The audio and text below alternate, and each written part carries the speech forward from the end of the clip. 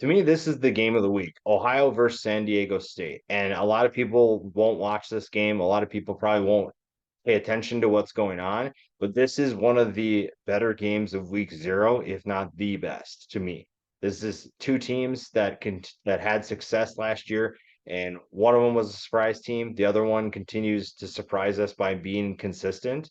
So it'll be interesting to see which group has the better year. Now, Ohio was the shocking team last year, finishing 10-4, finishing near the top of the MAC. That was one of the surprises of last year. San Diego State had a solid season at 7-6. Maybe not the season that they wanted, but this is a team that a lot of people I think expected to fall off. And now you're looking at an explosive offense going against a potentially talented and potentially stifling defense. Ohio was has a trio that is a really exciting trio to watch, and it led to an offense that was able to be explosive. He averaged 6.17 yards per play. You're going against a defense that kept teams under 5 yards per play.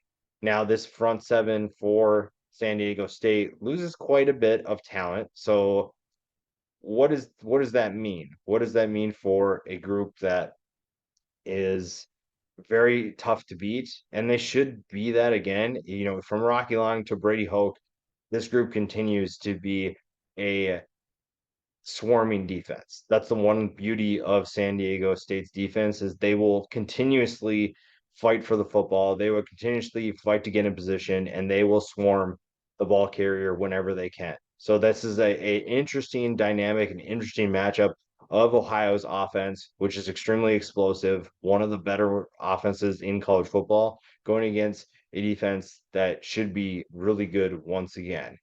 And that also factors into keys for this matchup. You look at taking care of the football, obviously, is the biggest one. And Ohio's got a good rushing attack. They also have a good passing attack. You're going against a talented and experienced San Diego State's secondary. This is a secondary that returns plenty of talent. Even though they lost a couple pieces, the front seven really is where they took the biggest hits, but the defensive backfield is just fine. So how does Ohio take care of the football? This was a group that was consistently good at taking care of the football and creating turnovers. They were the fourth best team in turnover margin last year. San Diego State was not as good, 102nd, but this is a defense that still needs to be respected. And the fact that this game is in San Diego State, and I think that's the biggest thing to keep an eye on for Ohio. You have a big road game to start your season in week 0.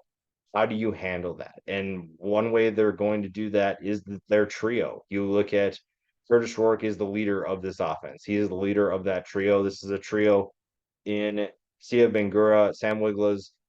The offensive trio here, over 5,200 yards and 49 total touchdowns last year. That is going against one of the better defenses we saw in college football last year. Now, again, the talent level is the question for San Diego State. Do they have the talent to be able to continue that trend? Do they have the chemistry with each other to play at a high level, to know that your teammate is going to be in his gap so that you can fill yours? Will that happen? Will you be able to trust your teammates?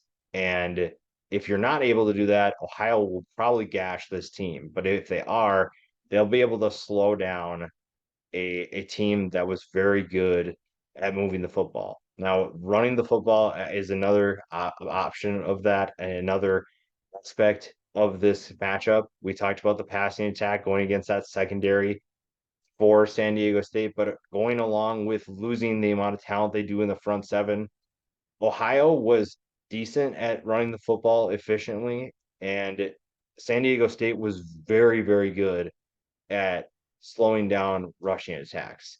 With the amount of talent that San Diego State loses, I'm wondering how much they'll be able to continue doing that. Can they still slow down the opposing rushing attacks that they'll face? Because Ohio has one of the better rushing attacks in college football and one of the best in MAC. So that'll be another aspect of it that I'm really interested in watching. Now, we've talked about the defense for San Diego State a lot. but the offense also has some things to figure out. And we talked about Curtis Rourke for Ohio, but I think you also have to take a look at what kind of role does Jalen Maiden play for this offense in 2023. This is a guy who is really good at running football. I think he has great athleticism, and the former safety turned quarterback has some development to do. You look at what he did last year, 12 touchdowns to 10 interceptions. I think that there is potential in his game. He's not going to be a gunslinger by any means. They're not just going to all of a sudden go to the air raid. This is still a team that relies on efficiency throwing the football, and Jalen Manning obviously still needs to figure some things out. But I also think this staff has a weapon they can utilize. There's plenty of talent and plenty of speed in this offense, and obviously Maiden is the one guy that will make everything go. He is one of the better players that we've seen in San Diego State for in terms of athleticism, in terms of speed. It just comes down to, can you be productive? Can you be a player that takes care of the football and moves the ball efficiently down the field? Because we know San Diego State wants to run the football, but can they pass it? Can they open things up for this offense? And how they do that against an Ohio defense that features a number of returning starters, some very talented all MAC players.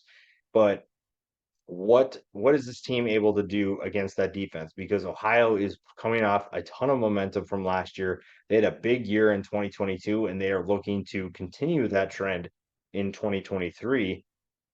You get a chance to show that, hey, we are a team that is still one of the toughest to beat.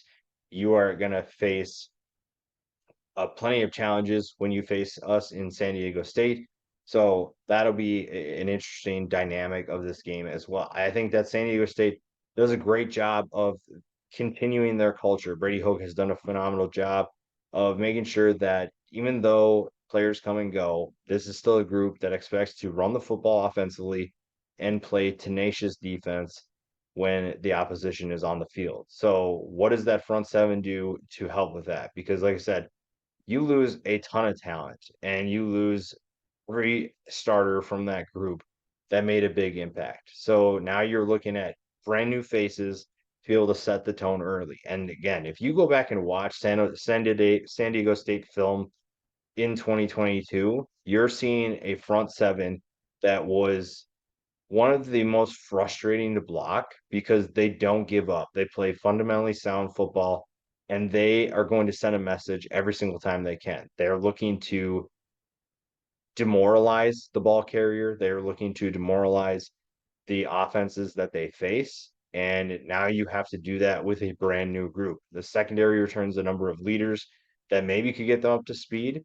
So that'll be something to keep an eye on. And again, Ohio has plenty of challenges of their own. They also present plenty of obstacles and plenty of difficulties for San Diego State to have to defend. And when you're facing a team like that, you're maybe focusing on the top players. That could open things up for a underrated player to take a step forward and be a major impact player. So that is another thing to keep an eye on.